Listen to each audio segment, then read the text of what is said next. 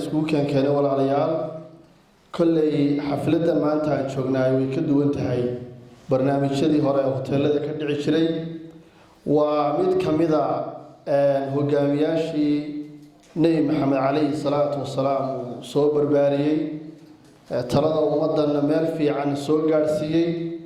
ilaa culimada taariikhdu ay yiraahdaan hortii iyo dabadiiba dawladii islaamku magaalooyina may furan siyaasad cusub oo dalka iyo dadka wax ka bedelaysana aan la iiman radiyallahu anhu Umar bin Khattab runtii lama soo koobi karay hadii maanta oo dhan laga waramo laakiin waxa ku filan oo inaynu maanta ku faraxno oo aynu ku dhaqanno ka sheekeeyay labadii arday ee halkan soo istaagay jazakumullahu khayr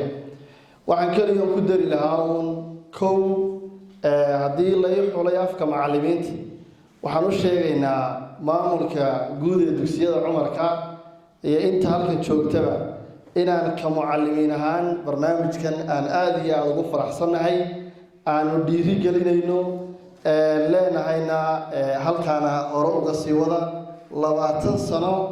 anu markaa waa yaraaba marka hadaan boorama joogi lahaa ardayda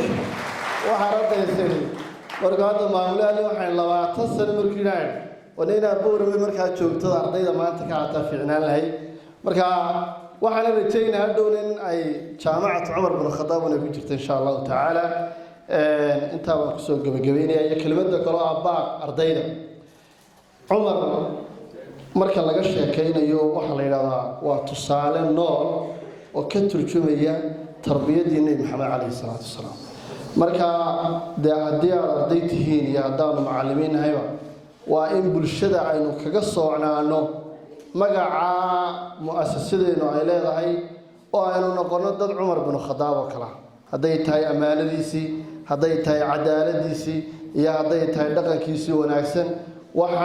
وحاصر دلي أي كلمتين نبي الله محمد عليه الصلاة والسلام وما سنتين فجزاكم الله خيرا.